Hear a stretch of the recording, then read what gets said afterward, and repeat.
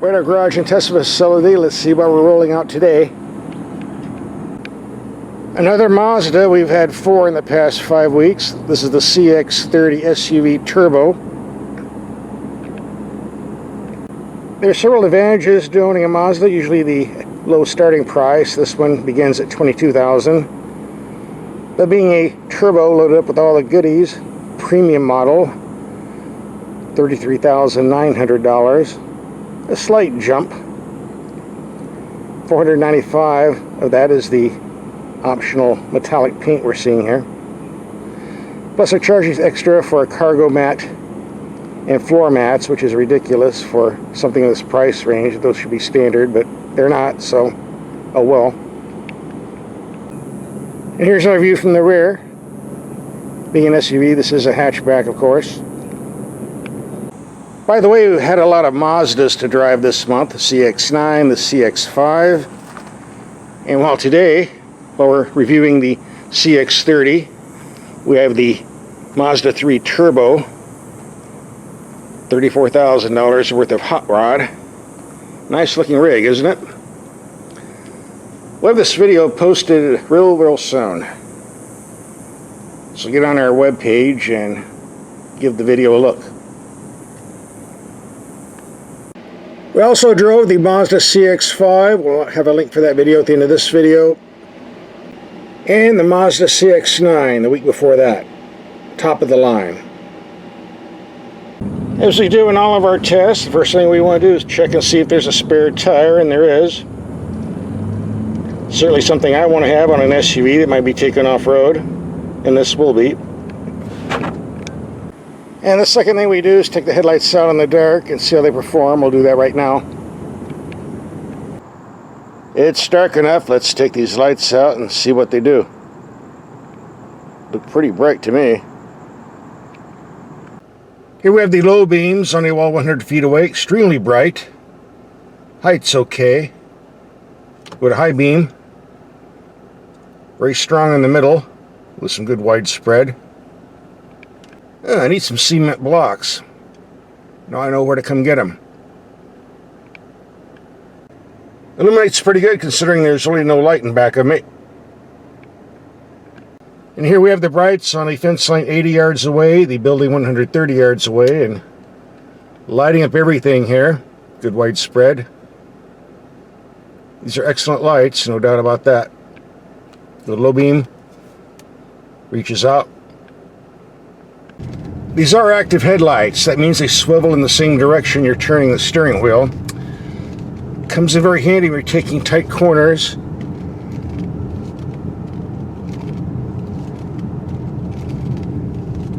Like so.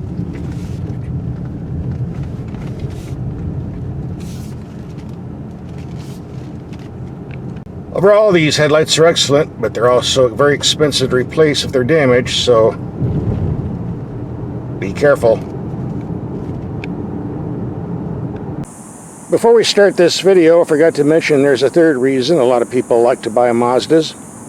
That's because they're one of the few Japanese manufacturers that actually produce their cars in Japan, in a Japanese factory by Japanese workers, which usually assures excellent quality control. This doesn't apply to the Mazda CX-30 series. They're making these in Mexico, only 50% made in Japan. Some people are bothered by that, some are not. I'm just the messenger. The base non-turbo engine is a 2.5 liter, putting out 186 horsepower, rate 25 to 33 mpg. This turbo engine puts out 227 horsepower on regular, 250 with premium, rate 22 to 30 mpg. It does come with all-wheel drive. The turbo adds around $2 grand to the price of the vehicle, I'm told. And the engine cover comes with 2 cup holders for keeping your coffee warm on that early morning drive, if it'll fit under the hood. Oh yeah, you can also put oil down in there too. Those clever Japanese. Also with the turbo engine, you get a retuned suspension, a beef differential for hardcore driving, and different gear ratios. Uh-oh. This isn't made in Mexico. Let's take a look at the cabin, and the first thing you'll notice, the door body panels go all the way down to the bottom, so all the rocker panels stay nice and clean, which is very handy to have if you're driving in mud and snow. You don't want to get a buildup up here and get it on your pants. That's not going to happen here. Even though this is based on the Mazda 3 sedan or hatchback, there seems to be a little bit less room on the inside, although I don't know exactly how much. But you still fit 2 people back here, as long as you don't push the front seats all the way back. That could be a problem for leg room. There, we moved the front seat up. That's a little better. Now, I'm kind of puzzled why we get map pockets on the passenger seat, but not on the driver's seat. I see this all the time on imported cars. Are they trying to save a couple bucks or what? The glove box is big enough for a vehicle of this size. The clarity of the info screen is very nice. Good resolution. A very simple, easy to use climate control system. And by the way, the infotainment screen is controlled by this knob and a few buttons. Takes a learning curve. Aggravating to use for the first couple days, but you'll get the hang of it. The 6-speed automatic transmission has a stick shift. You can shift manually if you move it over to the left, or use the paddle shifters on the steering wheel. Or if you want to keep it in automatic, there's a sport mode that keeps the RPMs up. And my biggest pet peeve, the sun visors don't slide back and forth. Instead, you get this stupid flap. Offers a little protection on the smaller glass. On the bigger Mazdas, it offers practically no protection, but this is a small glass panel, so it helps a little bit, but why not just let the whole thing slide back and forth? It's like 106 degrees outside today, and the sun's going down, and I don't want my face to get sunburned, but, well, this is what you get. The gauge cluster itself is well designed. In most cases, very pleasant to look at, unless you get out in the sun at certain angles, and you get this, caused by the plastic cover. I'm not picking on Mazda here. This is becoming a big problem on all kinds of vehicles, especially Toyota and Lexus. You think somebody would notice this before these get in production and do something about it. I don't get it. This is kind of ridiculous. This month I drove the Mazda 3 Turbo, the CX-5, and the CX-9 SUVs, and was really impressed with the power steering. Quick, responsive, very nice, like most Mazda power steering systems are. On the CX-30, not so much. It's a bit on the sluggish side. Keep in mind this is the all-wheel drive, not the front-wheel drive. The latter might be better. Really nothing to complain about. It's still pretty good. It's just not as brisk as on the others. But it's no big deal, really. As we do in all of our videos, we're going to take some mild speed humps around 20 miles per hour, see how the suspension performs on impact. Here comes number 1. Felt it slightly, but not too bad. Here comes number 2. A lot of clumping from these tires and wheels, but you really don't feel it coming into the cabin. And here comes the nasty one. Let's see what happens. Whoa! Heard that one.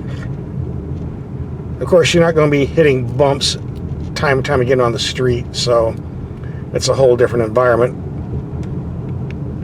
On rough pavement like this, the ride quality of the CX-30 is a bit stiffer than that of its cousin, the CX-3 sedan. I suspect this has more to do with the wheels and tires, but I'm only guessing with that. But it's really nothing to complain about. Either vehicle is livable. Oh, now we're on smooth pavement. See? A lot quieter. In daily driving, where the engine RPMs are around 2,000 RPM or lower, there's not much difference between the turbo engine and the non-turbo engine that you can feel. It's when you want to pass somebody or accelerate. That's when the engine is giving you your money's worth. Yeah. Ooh. Got some guts under the hood if you press the gas pedal down hard enough. That's what you're paying for. Of course, if you're a slowpoke who's terrified of going at or over the speed limit, then the turbo engine might not be for you. When you're driving this turbo engine in the Mazda sedans, which are a little bit on the lightweight side, you get 0 to 60 in around 5.5 seconds on a good day with some good gas. This one here is a bit heavier, just under 6 seconds on a good day. I don't think this has premium in it, so let's just do a quick run. Takes a while for that turbo to spool up. Nice brakes. My new neighbors. I think this engine is definitely worth the extra $2,000.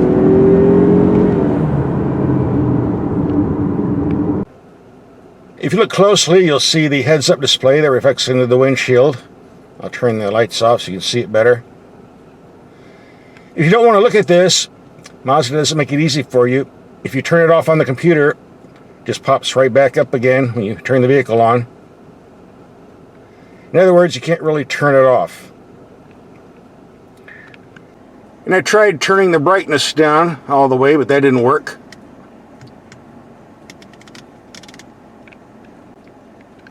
The only way you can really get rid of this is adjust the height button. Raise it so high that you can't see it to normal driving. This trick doesn't work on other Mazda models like the CX-5, CX-9, only on the CX-30. On the other Mazda models, the only way to really turn it off is to take a black sock and stick it down the view hole. That's what I did. If you want to get rid of it, that's all you have to do on the other models. Not a problem here though. Gone. Up to now, we're getting around 22 to 23 miles a gallon mixed commuting, most of it on the expressway. We'll take a highway test and see if we can bump these figures up a bit. Reset to 0. The Mazda CX-30 is a comfortable highway cruiser, surprisingly, for a small SUV. And on level ground, we'll be getting 25 miles to the gallon, for those who wanted that information. This vehicle is going to be climbing an elevation from 1,200 feet to around 5,000 feet. Surprisingly, the fuel economy is improving. We're up to 26 mpg in spite of going uphill. Go figure. This engine puts out a massive amount of torque at low RPM. Makes it great for climbing steep grades like this. Bottom line, this is a very potent engine for its size.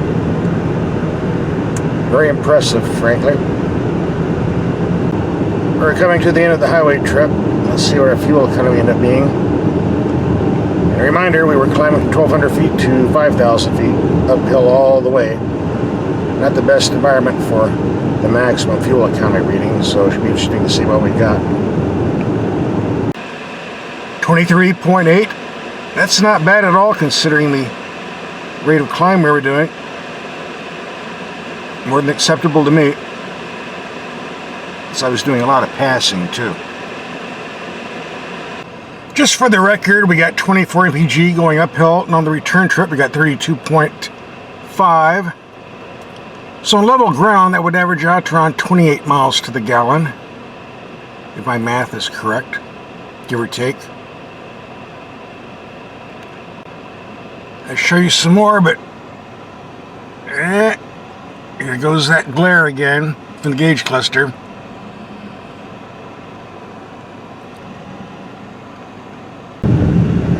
One advantage the CX-30 has over the Mazda 3 sedan, which it's based on, it has a much more sturdier body structure and a bit more ground clearance for going off pavement, as we'll be doing here. We've got some very nasty washboard ruts on this road. The suspension is doing a great job absorbing the impacts. Steering wheel shakes a bit, but this is based on a car, not a truck, so you would expect that. No big deal. And the all-wheel drive is doing a great job of keeping us on the trail here. Alright, time to go back in the rough stuff. Haven't bottomed out yet. We did go over some big rocks. And I see we have a forward camera showing us what's on our left and right. And all around. Like so. Comes in handy. In tight spots, anyway. Well, it's a rough road, but we made it and didn't bottom out once. Pretty good for a vehicle based on a car platform. So what's my take on this Mazda CX-30? I like the vehicle. That's not an issue. I like it better if it was made in Japan, like other Mazdas, which is the whole selling point of buying a Mazda in the first place. At least from a consumer standpoint, apparently Mazda doesn't feel that way. For those of you who are going to buy one, regardless of where it's made, the base engine is more than adequate for daily transportation. However, if you want that extra power, this turbo certainly delivers. Take your pick. Here's some video links to other Mazdas we've driven. Just click and watch. And subscribe. I need the gas money.